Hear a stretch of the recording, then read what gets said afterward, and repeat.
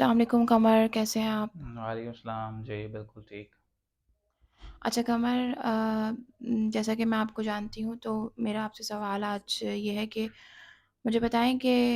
فلسطین اور اسرائیل کے درمیان جو معاملات چل رہے ہیں کیا آپ انہیں فالو کر رہے ہیں؟ جی، سوشل میڈیا کے تھرو اور دیگر جو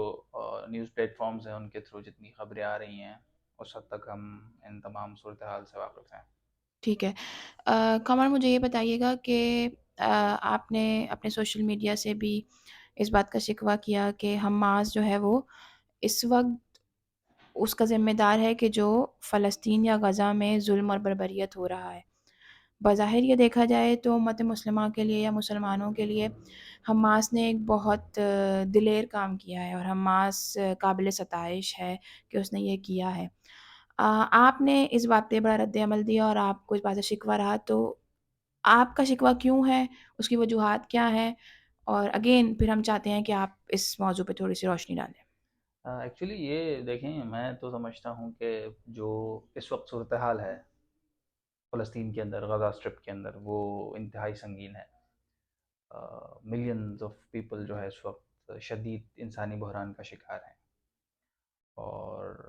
وہ بالکل ایک آپ کہہ سکتے ہیں ایک ایسی صورتحال ہے جہاں اسرائیل نے تمام قسم کی سپلائز بند کر دی ہیں۔ وہاں الیکٹریسٹی نہیں ہے، وہاں میڈیکل سپلائز کو بند کر دیا گیا ہے، وہاں فوڈ کرائسس ہو رہا ہے۔ اور ابھی ریسنٹلی میں دیکھ رہا تھا، ورلڈ ہیلتھ آرگنائزیشن نے جو فگرز دی ہیں اس کے مطابق جو ہے کوئی ہزاروں تعداد میں لوگ ایسے ہیں جو بیمار ہیں، اور ان کی جو ایکسیس ہے ہیلتھ فیسلٹیز تک وہ بہت دشوار ہو چکی ہے۔ اور اسرائیل کا بھی بیان سامنے ہے، وہ کہہ رہا ہے کہ جب تک جو ہاسٹیجز ہیں انہیں نہیں چھوڑا جاتا، مکمل جو سپلائی کٹ آف ہے وہ غزہ کے ساتھ جاری رہے گا۔ اور جو بمبارٹمنٹ ہوئی پچھلے کچھ گھنٹوں کے اندر، وہ انتہائی تباہ کن ہے۔ تو میں سمجھتا ہوں کیا کر لیا جو ہے حماس نے، کچھ اسرائیلی لوگوں کو کیپچر کر کے اور کوئی ہزار کے قریب لوگوں کو مار کے، یہ تو الٹا آپ دیکھیں نقصان ہوا ہے۔ جتنے لوگ مرے ہیں، کوئی 2-2.5 ہزار کے قریب لوگ، جس میں 30 سے 40% جو ہے وہ بچے ہیں، وہ اب مارے جا چکے ہیں۔ تو کیا کیا فائدہ ہوا ہے آپ کو؟ آپ کی کیسی جد و جہد ہے؟ اگر آپ تھوڑی سی ہسٹری دیکھیں تو آپ کو یہ بات جو ہے ریکارڈ پہ موجود ہے۔ ایون یاسر عرفات صاحب جو کہ ایک پرومیننٹ فگر تھے فلسطین کے، وہ الیکٹڈ پریزیڈنٹ بھی رہ چکے ہیں، تو وہ کہتے ہیں کہ حماس جو ہے وہ اسرائیل کا بنایا ہوا ہے۔ اور دوسری بات یہ ہے کہ یہ جو چھوٹے چھوٹے ملیٹنٹ گروپس ہیں، یہ ان بڑی طاقتوں کو جواز فراہم کرتے ہیں اس طرح کی جاہریت کے لیے۔ اور اسرائیل کو ایک اسٹرانگ اوپوننٹ چاہیے اس ریجن میں تاکہ وہ اس طرح کی کارروائی کر سکے، اسلحہ بنا سکے، اپنے اسلحہ کو پریکٹس کر سکے۔ یہ صرف اسرائیل نہیں کرتا، یہ تمام طاقتیں کرتی ہیں۔ 9/11 سے پہلے امریکہ نے جب ڈرونز بنائے تو اس کو پریکٹس کے لیے جگہ چاہیے تھی، تو اس نے افغانستان کے اندر کچھ ملیٹنٹس بنائے اور وہاں آ کے اپنی آرمی کو ٹرین کیا۔ اسی طرح عراق میں وہ گئے تو انہوں نے اپنے F-16 کو وہاں پہ پریکٹس کیا اور دنیا کو دکھایا کہ ان کی ایفیشنسی کیا ہے، اور ان کے خریدنے والوں میں اضافہ ہوا۔ تو یہ جو بڑی طاقتیں ہیں، یہ چھوٹی موٹی طاقتیں نہیں ہیں، ٹریلینز آف ڈالرز کی ان کی اکانومی ہے۔ تو جب یہ اسلحہ بناتے ہیں تو انہیں کوئی ریئل بیٹل چاہیے ہوتا ہے جہاں پر وہ اپنی فوج کو، اپنے اسلحہ کو پریکٹس کر سکے۔ تو حماس جو ہے وہ بالکل یہی کردار ادا کرتا ہے اسرائیل کے لیے اس خطے میں، کہ ایک ایسا اوپوننٹ ہے جس کو وہ ایز اے پریکٹس استعمال کرتا ہے۔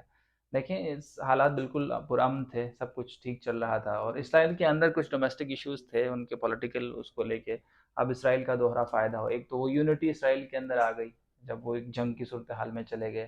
دوسرا، پوری جو ان کے الائز ہیں ان کی ایک سمپتی مل گئی کہ ہاں جی اسرائیل انڈر اٹیک ہے، اس کو تھرڈ ہوا، اور دوبارہ اس نے جو ہے اپنے اسلحہ کو پریکٹس کیا۔ ابھی ریسنٹلی اس نے، آپ نے آئرن ڈوم کی بات کی، ابھی اور ریسنٹلی ایک اور اس نے ٹیکنالوجی بنائی ہے، لیزر ٹیکنالوجی، جو اسرائیل پہلا ایسا ملک ہوگا جو اس ٹیکنالوجی کو استعمال کرے گا، اور وہ اگلے سال اس کو لانچ کرنے جا رہا ہے مارکیٹ میں۔ تو قوی امکان ہے کہ وہ اس کو بھی پریکٹس کر رہا ہوگا۔ اچھا، یہاں پہ میں آپ کی I'm sorry to cutting you off, but آپ نے ہمیشہ، میں نے بھی آئرن ڈوم کا تذکرہ کیا اور آپ نے بھی یہ بات کی، تو میرا سوال یہ بنتا ہے، اور شاید بہت زیادہ لوگ یہ سوال کرنا چاہتے ہیں کہ اگر ایسی فیسلٹی اسرائیل کے پاس آلریڈی ہے تو how come when Hamas bombard اس ایریا میں، تو وہاں پہ وہ نقصان کیوں ہوا؟ ایکچولی پچھلے سال آئرن ڈوم تو کافی سالوں سے اسرائیل کے پاس ہے، لیکن for the very first time اس نے اس کو مارکیٹ کرنا چاہا، امریکہ سے اس کی بات چیت چلی تو امریکہ اس کو خریدنا چاہتا ہے، یہ بیٹریز کے تھرو چلتی ہے تو امریکہ اس کی کچھ چیزیں خریدنا چاہتا تھا، تو اس کو دوبارہ سے امریکہ نے یہ سوال کیا، بائرز نے سوال کیا کہ اس کی ایفیشنسی کسی ریئل بیٹل میں چیک نہیں ہوئی آج تک، آئرن ڈوم کے بنانے کے بعد اس کو ایک بڑے پیمانے پر جو ہے استعمال نہیں کیا گیا تھا، تو ہوتا کیا ہے، حماس ٹھیک یہودیوں کے عید والے دن کوئی کارروائی کرتا ہے اور اس کے نتیجے میں اسرائیل حماس پہ اٹیک کرتا ہے، پھر غزہ اسٹرپ سے سیریا سے اسرائیل پر میزائلز جو ہے داغے جاتے ہیں اور اپ ٹو 90% میزائلز کو جو ہے آئرن ڈوم فضا میں ہی اڑا دیتا ہے اور اس کی ایفیشنسی چیک ہو جاتی ہے۔ اس مقام پہ یہ بھی بتائیے گا ہمارے دیکھنے والوں کو کہ ایران کو اگر بہت واضح الفاظ میں کہوں تو شیعہ لوگ کافی خوش ہیں اور کافی جذباتی ہیں، اور رہبر معظم کی طرف سے شاید کچھ بیان، جس کے بعد انہوں نے بھی تردید کی کہ جو بیان اوتھینٹک ہے وہ ہمارے آفیشیل پیج سے آئے گا، اس کے برعکس کچھ لوگ جذباتی ہو کے اور لوگوں میں ولولہ پیدا کرنے کے لیے کچھ پوسٹ شیئر کرتے رہتے ہیں ہمیشہ۔ اس چیز کو آپ کس طرح سے دیکھتے ہیں؟ اور پھر اگین امت مسلمہ کا سوال یا پھر 12 اماموں کے ماننے والوں کا یہ پریشانی یا یہ دکھ کہ ابھی ایران اس معاملے پہ کیوں نہیں بول رہا؟ مطلب ظلم کی حد ہو گئی ہے، جو ویڈیوز آ رہی ہیں، جو مسائل کا سامنا غزہ کے لوگ فیس کر رہے ہیں، تو ایران کیوں خاموش ہے؟ اس کے ساتھ پاکستان کا کوئی بیان، اس کے برعکس ہم دیکھ رہے ہیں کہ امریکہ، کینیڈا اور مختلف ممالک سے اسرائیل کی سپورٹ میں لوگ، وہاں کے پریزیڈنٹس اور وہاں کے جو ملیٹنٹس ہیں وہ شیئر کر رہے ہیں اور ان کو سپورٹ کر رہے ہیں۔ تو اس حوالے سے آپ کیا کہنا چاہتے ہیں کہ ایران کا کردار کیسا ہے، کیا ہے، آپ اسے کس نظر سے دیکھتے ہیں؟ اور اگین پھر حماس وہ ابھی کیا سوچ رہا ہے، کیا کیا ایکچولی اسٹریٹجی ہے؟ دیکھیں، جو انٹرنیشنل نیوز ایجنسیز ہیں یا اگر آپ دیکھیں تو یہ بات بہت واضح ہے، بہت سارے اس میں ریسرچ بھی اور بہت سارا ڈیٹا بھی اس میں موجود ہے کہ ایران جو ہے سب سے بڑا جو فائنینسر ہے حماس کا، ایران، قطر، ترکی، یہ کچھ ممالک ہیں اور ایران سب سے زیادہ ہے، تو وہ خطے میں جو ہے ایسے ٹروپس کو ہمیشہ سے ایران جو ہے سپورٹ کرتا ہے، وہ جو بھی ان کی آئیڈیالوجی ہے ریلیجس اس کے تحت۔ اب سیریا کے اندر دیکھیں، جب یہ ہنگامہ ہوا سیریا کے اندر، یہ جو ساری جنگ رہی بشار اسد کی حکومت اور جو وہاں کے انڈیجنس لوگ ہیں ان کے درمیان، وہاں پہ بھی ایران نے کھل کے سپورٹ کیا اور ملیٹنسی کو وہاں پر بھی سپورٹ کیا، تو حماس کو ایران ہمیشہ سے سپورٹ کرتا رہا ہے، لیکن اس خاص اسپیسیفک اس واقعے میں ایران کی طرف سے جو ہے وہ بیان آ چکا ہے کہ ہم جو ہے اس اٹیک کے پیچھے نہیں ہیں۔ یعنی ایران نے تردید کر دی جی، اس انہوں کی؟ نے بالکل آفیشیلی ان کا جو ہے وہ اسٹیٹمنٹ آ چکا ہے اور کافی آپ دیکھ سکتے ہیں ہر چینل نے اس کو کور کیا ہے اور ایران نے ڈینائی کیا ہے کہ ہم جو ہے کیونکہ نہیں کر سکتا، دیکھیں آپ ایک سوورن اسٹیٹ پر اٹیک نہیں کر سکتے، بہت سارے جو ہے ممالک اس وقت اسرائیل کو تسلیم کرتے ہیں، وہ ایک ریاست کے طور پر جو ہے دنیا کے نقشے پہ موجود ہے، تو آپ کسی بھی سورن اسٹیٹ پہ اگر کوئی ملیٹنٹ اٹیک کرتا ہے تو آپ اس کو اپریشیٹ نہیں کر سکتے، اور خاص کر ایران جیسا ملک جو پہلے ہی بہت زیادہ سینکشنز کے اندر ہو تو وہ اس چیز کو کبھی جو ہے وہ کھل کے اس کا اظہار نہیں کر سکتا کہ ہاں جی ہم اس کو اپریشیٹ کرتے ہیں، تو یہ مسائل ہیں ان کے اچھا سامنے۔ قمر، کیونکہ آپ کی شخصیت آپ کے طور پہ تھوڑی سی متنازع ہے اور لوگ آپ کو طرح طرح سے جج بھی کرتے ہیں، تو اس مقام پہ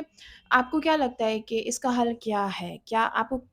آپ کیا سوچتے ہیں کہ اس مسئلے کو کس طرح سالو کیا جا سکتا ہے؟ نہیں، پہلے تو یہ اس بات کا میں وہ چاہوں گا کہ آپ مجھے متنازع کہہ کے مجھ سے کیوں حل چاہ رہی ہیں؟ دیکھیں، حقیقت یہ ہے کہ آپ کی فین فالوئنگ یا آپ کے سوشل میڈیا، چاہے وہ گلگت بلتستان سے ہو جو آپ کا اپنا ریجن ہے، آپ کبھی کبھی it's like you are sparing out the truth, تو جو ہماری جس تربیت پہ ہم پروان چڑھے ہیں یا جس ماحول میں، تو ہمیں ان سب چیزوں کی عادت نہیں ہے، اتنا آسان نہیں ہوتا یہ سب چیزیں ہضم کرنا، کہ جہاں پہ ہمیں بچپن سے سکھایا گیا کہ ہمیں اسرائیلی مصنوعات کا بائیکاٹ کرنا ہے اور ہمیں یہ کرنا ہے اور بیت المقدس یہ ہے اور یہ ہے فلاں فلاں، پھر اس کے آگے یہ نا آپ کہتے ہیں کہ بھائی اسرائیل ابھی ایک اسٹیٹ ہے جو پاور میں ہے اور اس کے سپورٹرز ہیں اور وہ لائک اس کو آپ نہیں ہرا سکتے۔ یہ چیزیں کافی مشکل ہیں ہم جیسوں کے لیے سمجھنے کے لیے، اس لیے میں نے کہا کیونکہ دیکھیے، اس بات سے کسی کو انکار نہیں ہے کہ اسرائیل ایک غاصب ریاست ہے اور وہ ظلم کرتا ہے اور اس کا وجود جو ہے وہ ایک کنٹروورشل ہے اور وہ ہمیشہ سے وہاں کے عرب لوگوں پر ظلم کرتا رہا ہے، اس میں کوئی شک نہیں ہے کہ وہ ایک غاصب اور ایک توسیع پسند ریاست ہے، لیکن بات یہ ہے کہ اصل میں جو اس کو ایک مذہب کے لبادے میں پیش کیا جاتا ہے کہ ہمیشہ جو ہے یہ اسلام کے خلاف سازش ہے، ہمارے مذہب کے خلاف، ہمارے عقائد کے خلاف سازش ہے، تو چیزیں ایسی نہیں ہیں، کیونکہ ویسٹ کے پاس اپنی آئیڈیالوجی کو پروموٹ کرنے کے لیے میڈیا ہے، اور وہ میڈیا کے تھرو پروپیگیٹ کرتا ہے. تو جو تھرڈ ورلڈ کنٹریز ہیں جہاں پر زیادہ تعداد میں لوگ مذہب سے، ریلیجن سے ایسوسیٹڈ ہیں، وہاں پر اسٹیٹ جو ہے وہ ریلیجن کو استعمال کرتا ہے لوگوں کے اوپینین کو چینج کرنے کے لیے. کیونکہ پبلک اسفیئر میں جب آپ لوگوں کے اوپینین کو بدلتے ہیں تو میڈیا سب سے پاورفل ٹول ہے اس وقت لوگوں کے اوپینین کو بدلنے کے لیے، پروپیگیشن کے لیے. اس کے بعد جو میڈیم ابھی بھی ان کنٹریز میں افیکٹو ہے وہ ریلیجن ہے. تو ریلیجن کے ذریعے سے اپنی فلاسفی کو، اپنی آئیڈیالوجی کو لوگوں تک پہنچانے کی کوشش ہوتی رہی ہے پاسٹ میں، خاص کر ایران کی طرف سے. تو یہاں پر بھی صورتحال یہی ہے کہ ایران کی طرف سے یہ القدس والا جو سلسلہ شروع کیا گیا کہ اس کی آزادی تک جو ہے ہماری جنگ ہے اسرائیل سے اور ان تمام قوتوں سے. ٹھیک ہے، ظاہر ہے کہ ایک غاصب حکومت، غاصب ریاست کے خلاف آپ پروٹیسٹ کرتے ہیں تو وہ ایک ظاہر ہے، ہر ذی شعور انسان اس چیز کو ایکسیپٹ نہیں کرتا اگر آپ کسی کی زمین پہ قبضہ کرتے ہیں، کسی ملک میں قبضہ کرتے ہیں. لیکن اس کو اپنے عقائد کا حصہ بنانا یہ تھوڑا سا جو ہے وہ قابل قبول نہیں ہے، اور وہ آپ کی ایک پالیسی ہے اس خطے کے اندر. تو آپ اس کو ایک مذہبی رنگ دے کر لوگوں کو یہ بات جو ہے آپ لوگوں تک پہنچاتے ہیں کہ نہیں جی، اگر آپ اس پہ بلیو نہیں کریں گے تو یہ آپ کے عقائد کے خلاف ہے. تو میں اس چیز کے اگینسٹ ہوں کہ اس کو میں سمجھتا ہوں وہ عرب اسرائیل کی لڑائی ہے، یہ اسلام اور یہودیت کی لڑائی بالکل نہیں ہے. اچھا، یہ آپ بہت بڑا اسٹیٹمنٹ دے رہے ہیں اس وقت کہ یہ اسلام اور یہودیت کی لڑائی نہیں ہے، حالانکہ ہم جانتے ہیں کہ اسرائیل نے ہر ممکنہ کوشش کی ہے مسلم ممالک کے جو سکون اور ان کی جو مورل ویلیوز ہیں، کیسے؟ مورل سبوتاژ کرنے کی. لیکن آپ کی طرف سے یہ بات کہنا، دیکھیں میں سمجھتی ہوں کہ شاید آپ کے پاس بھی اس کے کوئی پروفس رہے ہوں گے جس میں ایران اور پھر اسی طرح کا وہ ریجن حماس، لبنان اور یمن جو ایک عرصے سے پریشانی، اور اس میں شام بھی شامل ہے جس نے مشکل ترین ادوار جو ہیں وہ دیکھے ہیں. لیکن ٹھیک ہے، میں سمجھتی ہوں کہ اس وقت اس ویڈیو کے لیے یہ پیغام آپ کی طرف سے بہت اچھا ہے، اور میں یہ چاہوں گی کہ ہم اسی سیریز میں اگلی ویڈیو بنائیں جہاں پہ اور اس کے بارے میں بات کی جائے. اور